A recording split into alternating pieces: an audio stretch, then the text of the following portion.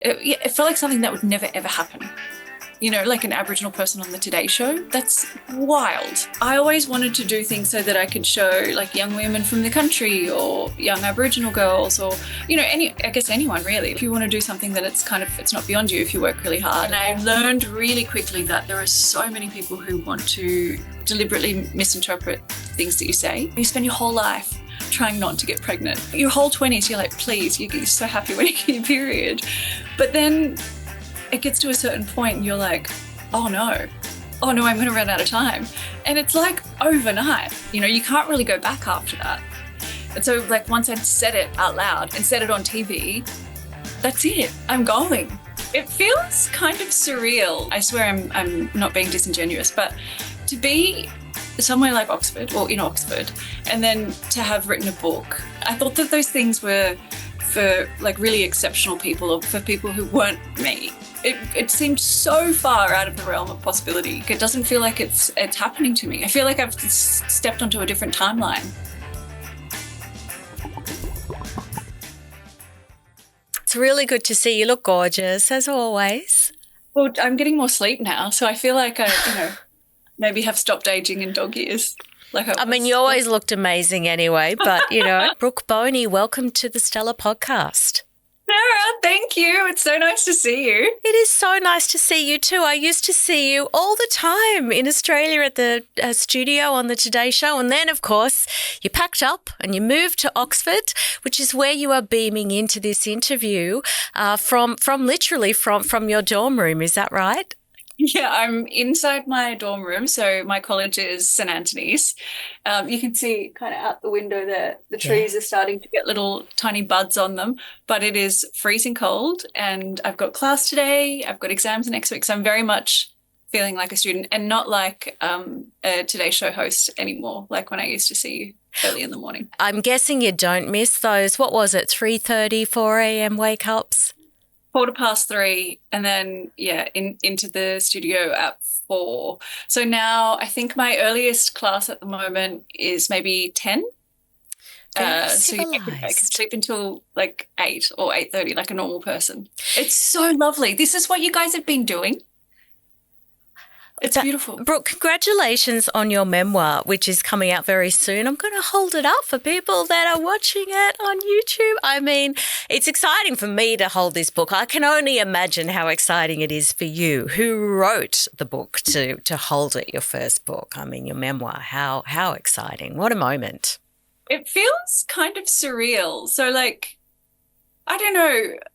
I don't want to sound too. I feel like everyone says this about themselves, and I swear I'm not being disingenuous. But to be somewhere like Oxford or in Oxford, and then to have written a book as well, I didn't ever think that I would do things like that. Like I thought that those things were for like really exceptional people or for people who weren't me. Basically, I remember going for a walk with a friend in Bondi. It would have been about maybe nearly 10 years ago. I'd probably just started on Triple J and he'd just finished in Oxford and he was writing a book. And I was like, wow, like that's so impressive. That is so cool. And it didn't even occur to me that those things would be something that I could do. It wasn't even like, oh, that's aspirational. It seemed so far out of the realm of possibility for me. And so to have done it now, it just feels surreal. Like it doesn't feel like it's happening to me. I feel like I've just stepped onto a different timeline. I wanted to actually start where your book starts, which is almost exactly a year ago, March 2024. And you write about waking up and knowing that you were preparing yourself, bracing yourself really, to tell the entire nation that you had decided to leave your job as a news and entertainment presenter on the Today Show on Breakfast TV and, as we've just talked about, move to the other side of the world and study a master's at Oxford University. Not many people, Brooke, have to tell the whole country that they've decided to stand down from their job. I mean, politicians spring to mind. As you said, some of your fellow students are currently MPs. You're not, though. Take us back, if you could, to that morning. Even hearing you say that, it makes me feel like a bit uneasy, like I'm going through it again. Like I remember first getting the email to say that I'd gotten in, and then trying to make the decision because I got a couple of different offers. So I was trying to make the decision about where I was going to go, and then thinking like, am I even going to be allowed to go? Are they going to let me do this? Is this, I'm contracted for longer than, when this offer, is coming through. And I remember calling my agent, Michelle, and being like, I need to speak to you. Can you sit down? And she was sort of like, yes. Because you know what it's like, if you get a phone call like that, you think someone is like sick or there's something going on. Or I think probably people thought, oh, she's pregnant. Like when I had to tell them, because I was so sort of serious with the tone. I'm like, okay, you need to be somewhere alone and you need to sit down. And just trying to explain to her and sort of like walk her through it was so bizarre. And then as it got sort of closer and closer to the day where I had to tell my boss, Burlo, you know what Burlo's like he's so sort of jovial, but, quite serious as well. And so we finished our meeting, like our editorial meeting that we have every day after the show. And I was like, oh, can you just stay? I just wanted to talk to you about something. And he was sort of like, what's going on? And the immediate response from everyone was just joy, because, how could you possibly be upset about that? But in my mind, I was like, everyone's going to be angry at me for leaving. They're going to be annoyed at me for, disrupting the show. And then, of course, once you tell, like, your agent and your boss, and, you sort of have people figuring out contracts and things like that, it's very real. And then the moment starts where you're like, oh, I hope this doesn't leak. Like, I hope that I'm able to announce it. Because, if it leaks, then it's like, oh, she's leaving, but why? And there's no sort of detail. So I was just so nervous. I didn't tell anyone. I think I told Carl and Sarah like a couple of days before, and they were both just like, oh, you're going to get off the early mornings. We're so jealous.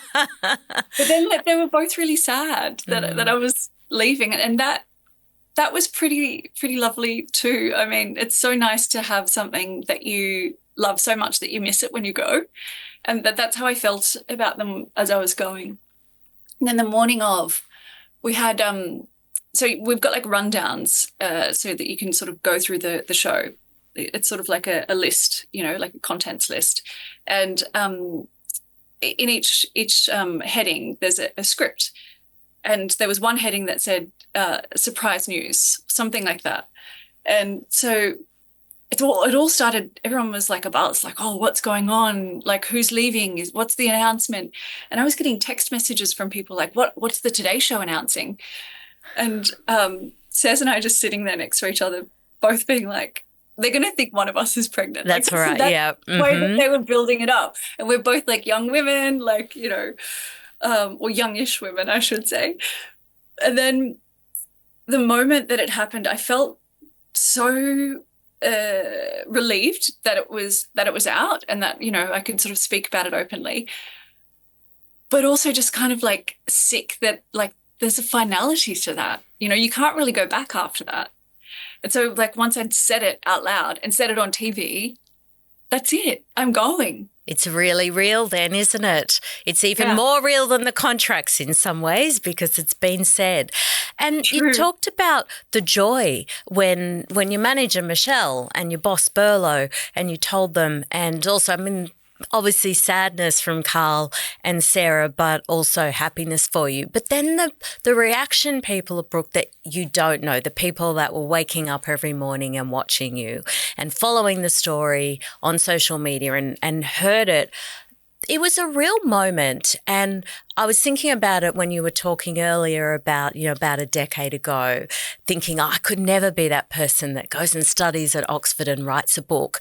You, I think, became that person for a lot of people in that moment, because you took a risk. You were there in a job that we think, you've got that job, you never let go of that, something like that. Obviously, in your industry, it's one of the biggest jobs in the country. But whoever is watching or listening, to get to that point in their career and then take this risk, go and do something that a lot of us think about but don't do.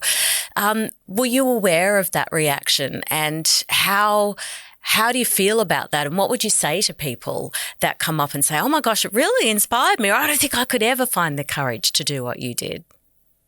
It's so weird to think of it as courage or as anything other than just kind of doing what you have to do. And I mean, it is truly the best job. And there have been moments where I've been like, what the heck am I doing? Why would I leave this place? Like, it's a great job. I love the team. Like, it's wonderful in so many ways.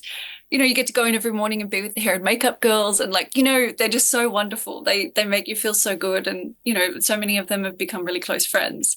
But I think for me, I think it depends on why you do it, right?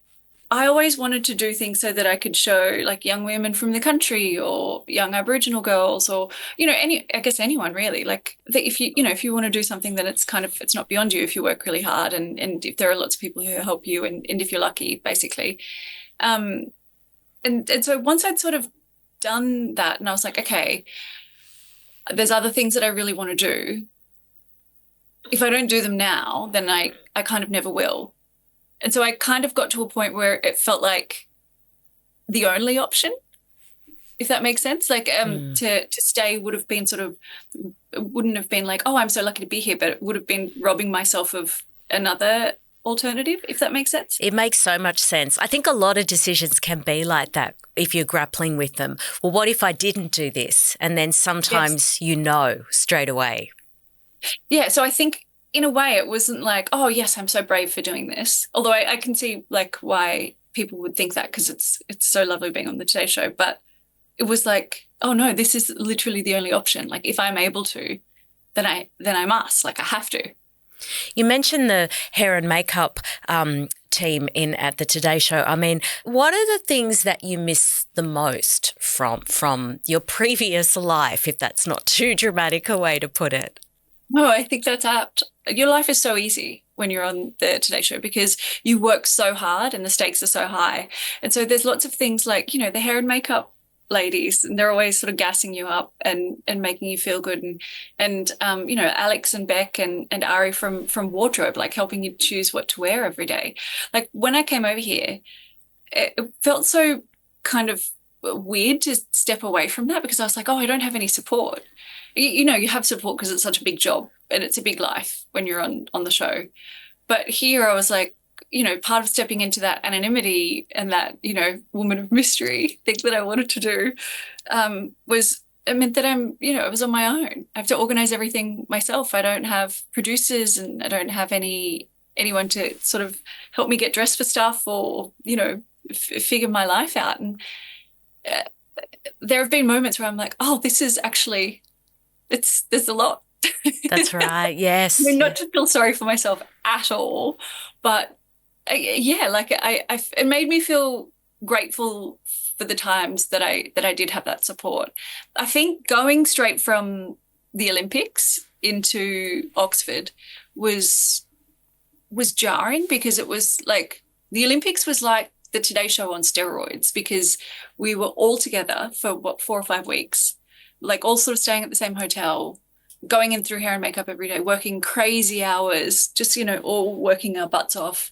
And so it was like, you know, being with work people all the time who are like, you know, they're our friends anyway. But to go from that and having all of the support and the whole network around you, you sort of feel so tightly held and you're there with purpose to getting to London and being on my own and sort of for the first time kind of stopping and exhaling. It was like the two things couldn't have been more different. I couldn't have been more on my own when I got to London, but it didn't feel bad. I still, in that moment, felt like I've done the right thing here. I was going to ask, have there ever been any moments where you think, oh, gosh, what did I do? I've made a really dumb decision here. Any regrets? I know everyone talks about the weather in London, in the UK generally, and it is like a bit boring, but I think that you don't kind of get how much of an impact it has on your life until you get here and you have to live through it. But the winter there have been moments during the winter where I've been like, why did I choose to come here again? I could be, watching cricket and eating ham sandwiches and going down to Redleaf for a swim. Instead, I'm like, putting on my gumboots and trying to get to class in the snow, trying not to slip over and like, break my neck on the way into school. And I think it's not so much the cold even that is bad, but it's how dark it is. Mm. I think Australians take for granted how much sunshine we have all the time, even in winter. Like the other day I was on FaceTime to my sister and she's like, do you want me to walk outside and I'll show you some sunshine? And like, she walked out and it was just like so bright and so beautiful. And then I showed her outside my window and I think it had been grey. Like I hadn't seen the sky for 10 days. And that's a bizarre feeling. Like in those moments, I'm like, oh no, I've really messed this up. Like, what am I doing? What an idiot. Brooke, I wanted just to talk a little bit about, apart from the fact that your anonymity was short-lived among your classmates, outside in the wider culture, because you talked before about, going down to Redleaf, going to the beach in Australia, and often that might be a pap is following you. And you write in the book about, the darker side of fame and the unrelenting side of it. And from, really serious instances of being stalked and followed, and the intrusion. I'm assuming that your woman of mystery identity is hopefully preserved for the most part when you venture off campus. Can I ask you a little bit about that? What are your observations about celebrity culture in Australia now you got a bit of distance from it? I didn't realise how much that kind of thing had an impact on me until I was away from it. I'm definitely not like one of the most famous, women or someone who even gets harassed that much by photographers or anything. But you always sort of have that in the back of your mind. So you don't feel like you could ever sort of leave or be in like public spaces or whatever without that thing sort of going, like someone could be taking a photo of you right now, or like you could be getting papped. Like it's just sort of like it's not in the front of your mind, but it's sort of just like omnipresent. You're just always aware that you're in public on display. And also like when you do have those awful stalking incidents, sometimes they are unresolved, so the person, whoever it is still out there, like they still have a desire to be in contact with you. Maybe they're even more enthusiastic or in, crazy than what they were before. You just don't know. And so, that sort of thing I think is always in the back of your mind. And here, because I'm so far removed from it, I think there's a layer of stress or preparedness that's just not there. So I feel so much more relaxed. And I didn't realize how much of a toll or how much of a weight that was until I was away from it. Absolutely, because it's a bit like the weather. You wouldn't realize the impact it's having on you until it's no longer a factor.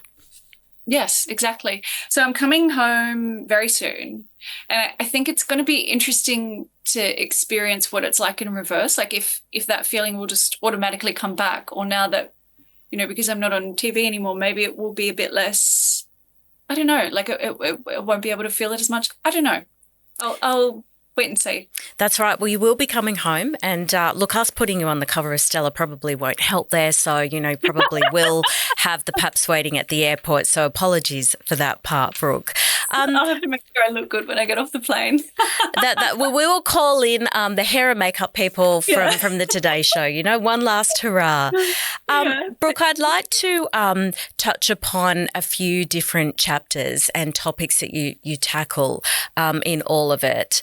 One of them I'd like to talk about is the lies we're told about fertility, and such a great topic, such a powerful way that you tackle this issue. What are the lies that we're told about fertility?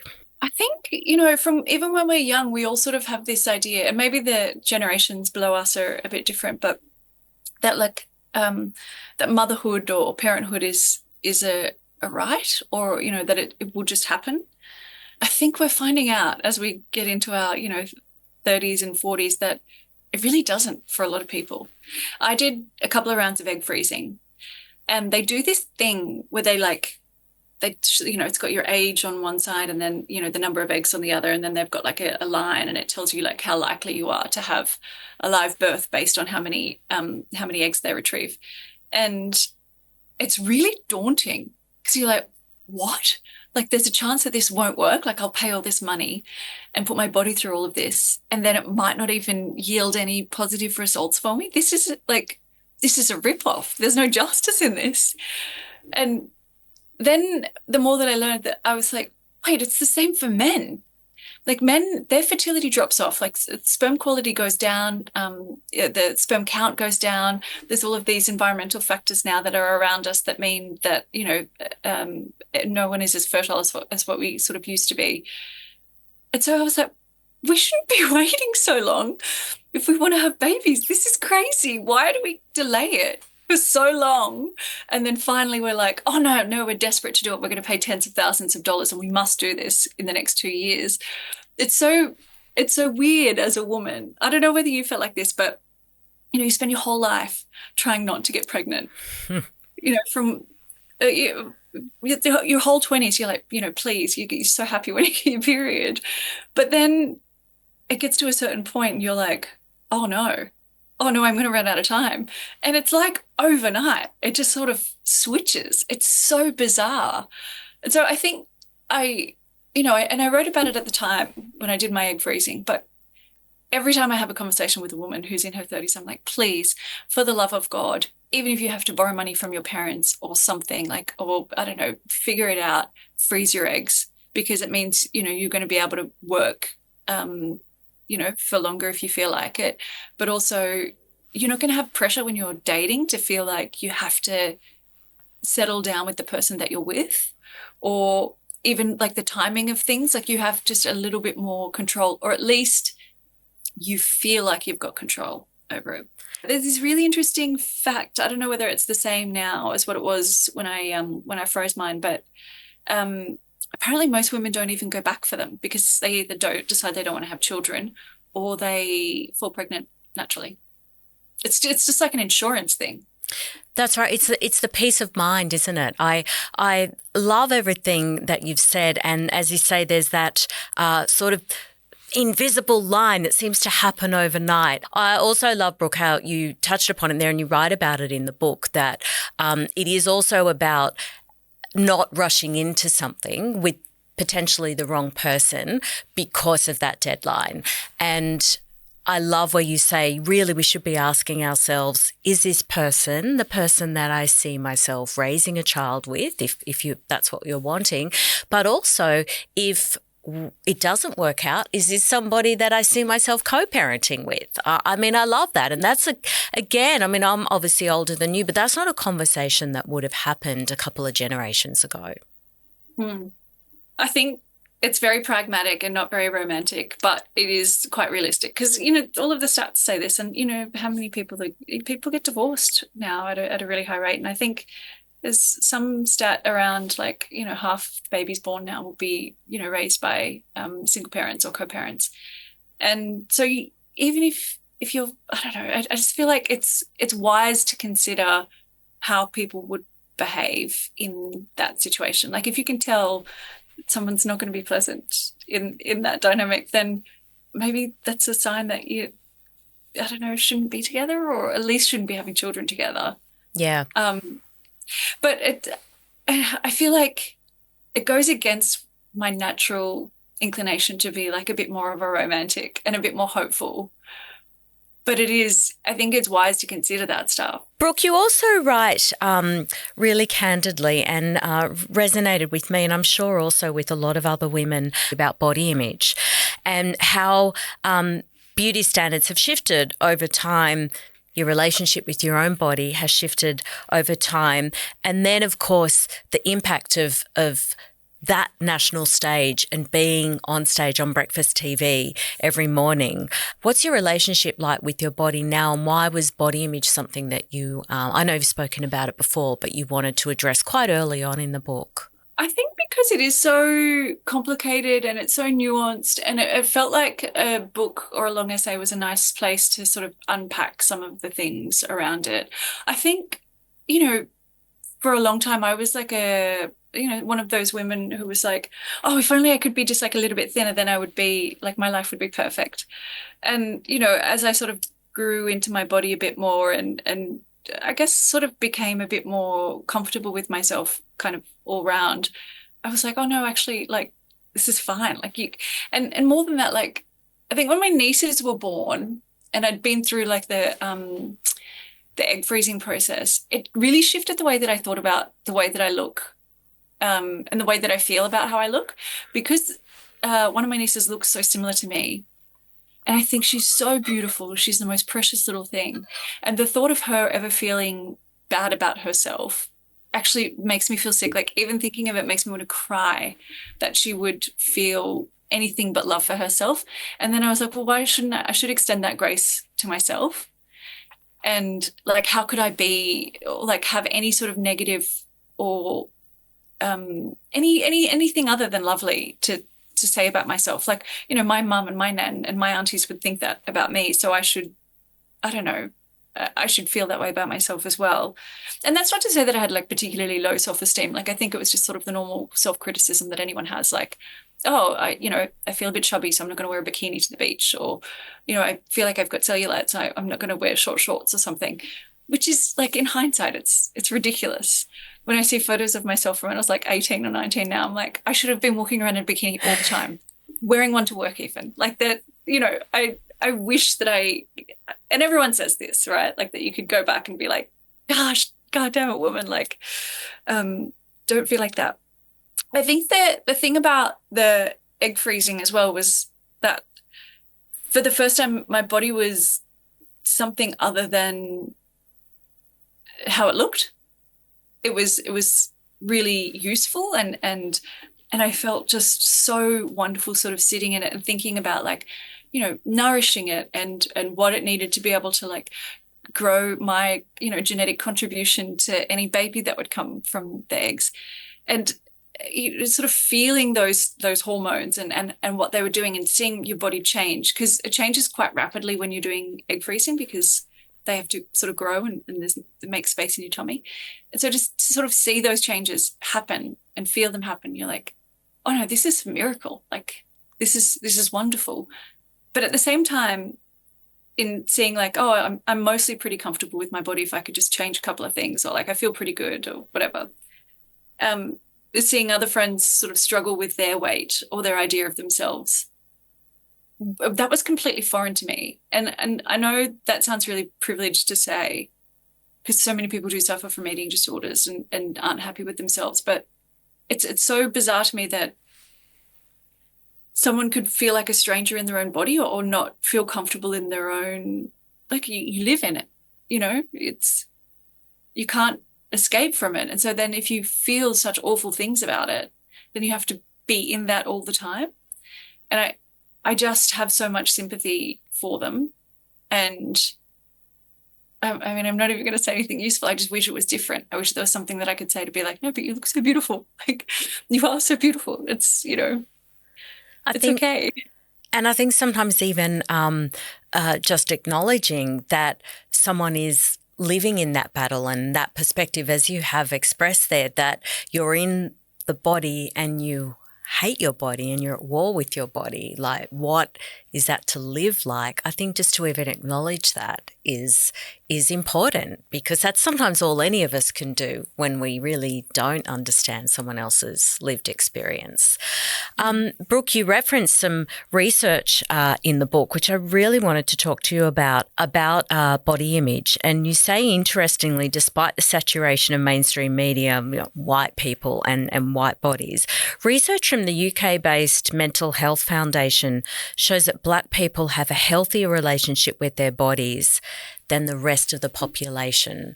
Was that surprising research to you? That's really fascinating research. I certainly found that as a white woman.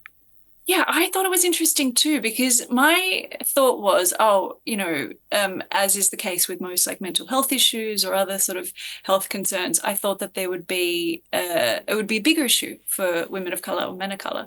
But then when I found that study, and I don't have it in front of me, so I can't reference the exact figures, but I'll just give you the gist of it.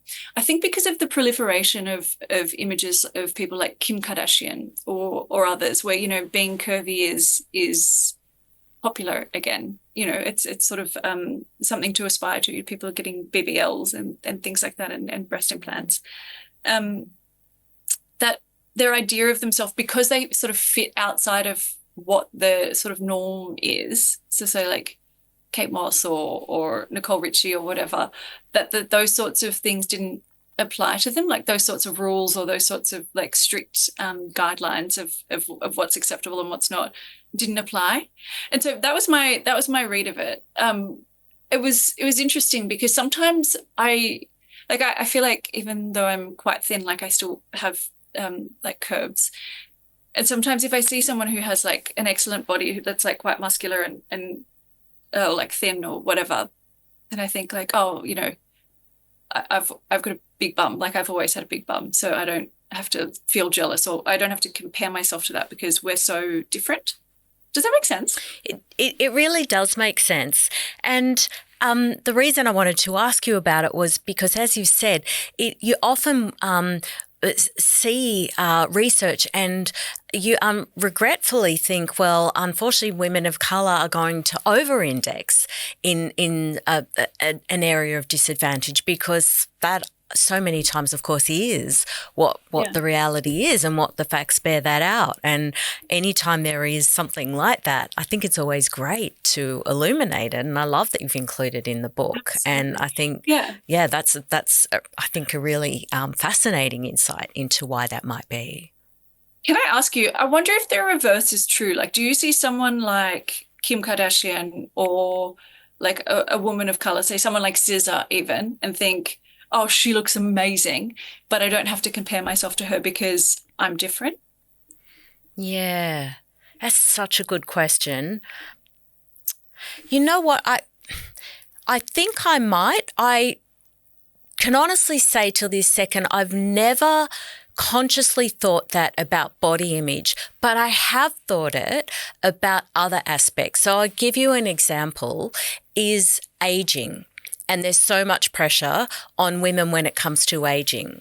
And I will often look at, I'm a white woman and another white woman, and there's a bit of an, they might make me think, oh gosh, like, why don't I look like that? Whereas I think because I find often women of colour, it's just beyond my capacity to compare, because it's just not something I could ever emulate. I think so, yes. Now that you say that, you're right. Yeah, it's funny, isn't it? I think the aging thing is interesting because I guess it's a skin thing, or I don't know, like it's a genetic thing. I mean, there's obviously that saying, but like it's when I look at like my mum's skin or whatever, or my nan's skin, and they've got like this incredible skin with like hardly any wrinkles, I think, oh my gosh, I hope that I inherit that. Like, please, please, please, please. Not just intergenerational trauma. Please, can I have the good skin too? That's right. You got to inherit like the whole thing. Brooke, I wanted to ask about a really powerful question that you pose in the book on the conversation around race. You say, does it make you a bit of a sicko to be able to endure racism because you can see that there is broader benefit to it, both individually and for the community?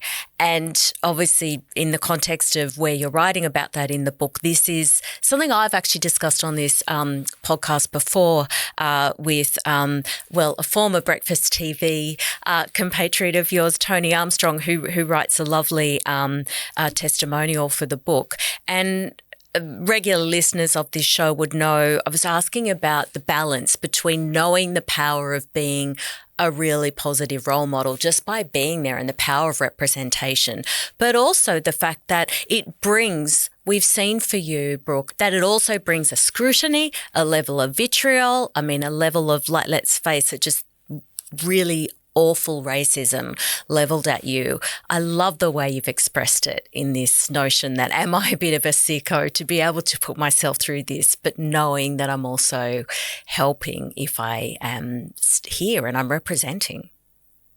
Yeah, it's weird because at first I thought, this is like noble and it's really important. And, I want to be able to share our stories, and it's important for me to be able to express a perspective that isn't, especially sort of when I first came through, not just the Today Show, but on Triple J, it was expressing perspectives that people really hadn't been exposed to before. Even when I was in Canberra, actually, in the press gallery, I think it was the first time that someone had been on the campaign trail.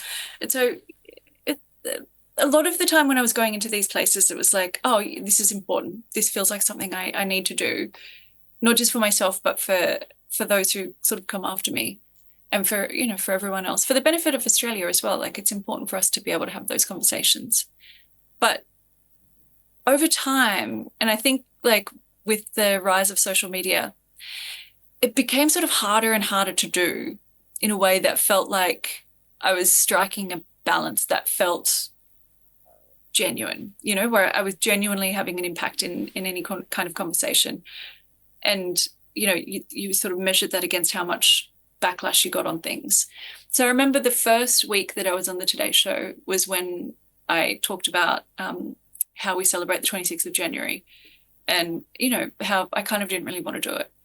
And I learned really quickly that there are so many people who want to deliberately misinterpret things that you say because that they don't like you, or they don't want to understand you, and more than that there are so many people who don't fully engage and sort of just get the top line, like, oh, you don't like Australia Day, that must mean that you think this. And so then you get really like quickly categorized, and it takes a lot to sort of develop a fuller picture, for people to develop a fuller picture of you.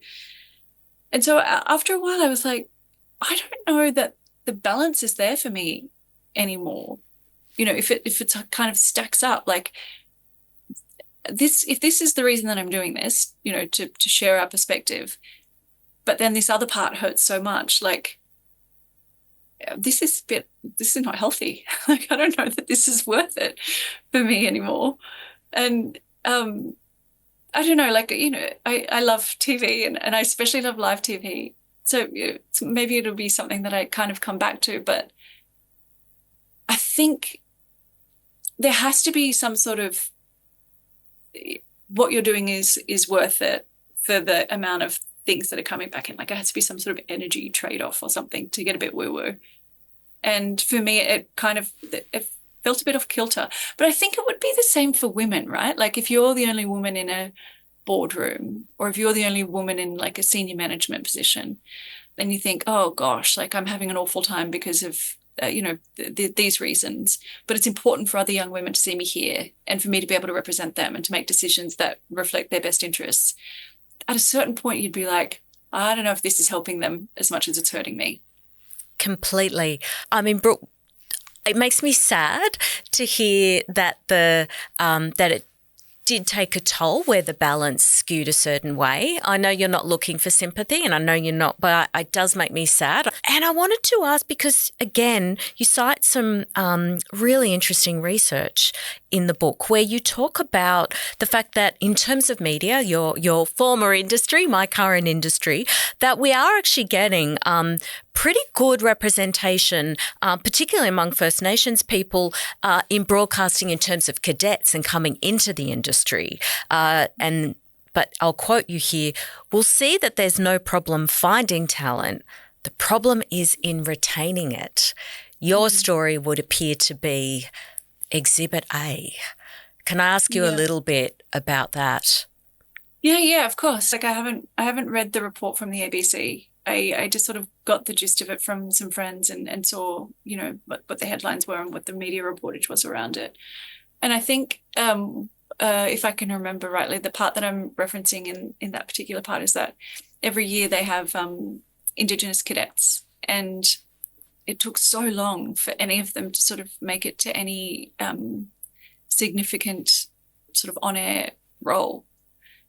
And I don't think that that's an issue with the talent. I think it's an issue with the opportunities that are being given and the support that's given. And, you know, having worked there and having seen the report, and what people said, I think that there were only maybe a couple of people who hadn't experienced some sort of racism while they were working there. And look, I don't want to lay the boot into the ABC because it's a wonderful place for a lot of reasons, but, you know, there are some challenges like there are in any workplace. I think I'm so glad that there are more of us now than there ever have been before. If I've played any small role in that in any way, then I feel incredibly proud of that. You know, even that Berlo put me on the Today Show when that had never been done before. That felt like it felt like something that would never ever happen. You know, like an Aboriginal person on the Today Show. That's wild.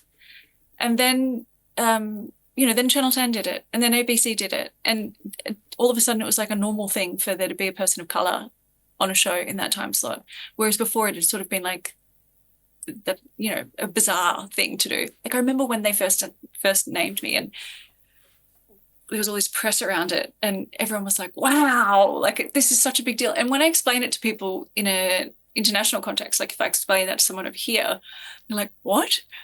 There had only been white people?" Oh, that's so weird. It's crazy, isn't it? You realize when you remove yourself from the situation, you're like, yeah, I mean, I guess that is a bit weird when you put it like that. And yeah, I think what I really want to express is that the talent is there. And, you know, we're really good at recruiting them. We're really good at finding them, but we need to just like be able to hold on to them. And I think that part of that challenge is, you know, mitigating some of the worst of it, like, you know, what we were talking about before, which is challenging in a contemporary context, because how do you police social media? How do you police trolls? It's like a question that none of us really have the answer to. But there are things that make it easier. And I think the things that make it easier are things that we sort of did well on the Today Show. And I was really well supported, and I had the support of my colleagues and like the unwavering support of my boss. And those things do make it easier. I think we've kind of all got a lot of work to do in how we work in that space. And I think a lot of those programs are being rolled back in different parts of the world, which might make it more challenging. I don't know. We've certainly got a lot more work ahead of us in the coming years and decades, I think.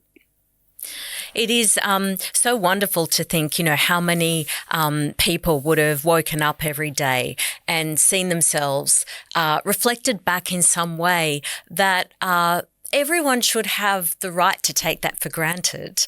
Wherever you have come from, wherever you live, whatever your family, whatever industry your parents work in, whatever your experience, we would think in Australia in the 21st century that everyone could see themselves reflected back to them in their mainstream media. And the power of that is so unbelievable, because, Brooke, I can only imagine what it would have potentially meant to you to be a young girl and see yourself reflected back to you in mainstream media a lot more than was happening at the time. I remember, you know, when I was younger, that there never even used to be Aboriginal people like on TV, in TV ads or in magazines. There was no representation whatsoever. And I know that it seems kind of trite or trivial or whatever to say, like, it's important for us to see ourselves reflected back. But if we like flip that, the inverse is that if you don't see yourself reflected back, or if there is only a certain group of people reflected in our mainstream media or the you know, the way that we see ourselves, that means that there are large swathes that are invisible, or that, you know, that we don't think exist. And for Indigenous people, you know, given the challenges that we faced in the first couple of 100 years, I think to not exist or to not be represented in that way, it cuts deeply, but it cuts in a different way, because it's a bit of erasure, or it's a bit of denying that you know you have a right to be here, or that your place is in this country. And so it means more than just being like, oh yeah, for this magazine spread or for this TV show, we need to have a balance of brunettes, people with dark skin, people with light skin. Because I know that some of it kind of feels like that now, and it feels like that to me even. I'm like, oh yep, tick, tick, tick. We've got all of the, you know, the things going on here. But that's the reason that it's important, because if we don't have it, it says to young people and it says to all of us, like, this is who we are, this is what we look like. The ones that aren't here, they're not represented, they're not actually a part of us. And they're not only not included in conversations, but they don't even exist. Exactly. So well said. Before I let you go, I would love to ask you what you think the future might bring for you professionally. As you said, you're not ruling out maybe going back to the media, but when you finish up at Oxford University, what do you think we might see Brooke Boney do next? I really don't know. And I say this like hand on heart. I don't have some sort of like secret plan and I'm going to like come back and pop up on another show, because people always do that. I swear I don't have any plans. There's no sort of secret thing. I loved writing this book so much. I loved it. So I would love to do another one. I don't have any plans, but I mean, I love to study. The studying is really amazing. I mean, I know I've got exams next week, and when I have to do my economics exam, I probably won't think this, but the academia is so wonderful. To be able to use your brain in a way that, you never have before, to stretch yourself like that it's such a privilege. So I really don't know. If you hear of anything good, let me know. Well, you are coming home to do a book tour for all of it. So, you never know. I mean, you might get a phone call one morning going, okay, Brooke, Sarrah Arbo has woken up with the flu. Can you just come in? Carl's hoping you can, come sit alongside him. So, you never know, do you? Absolutely not. Absolutely not. I'll be like, Bella, you are dreaming if you think I'm going to wake up at 3:15 while I'm on my holidays. Absolutely not. Brooke's going to have a phone on mute and she's not even going to hear that call. Yeah, exactly. Brooke, congratulations on the book. It is really fantastic. Brooke's memoir, all of it, it's available via the link in our show notes. And, of course, you can find it at your local bookstore, because some people still go to bookstores and we love them for that. Yes. Brooke, all the best with your exams. Thank you for fitting in this interview into your study schedule. All the best, and really looking forward to seeing you back in Australia soon. Thank you. So nice to chat to you, Sarah.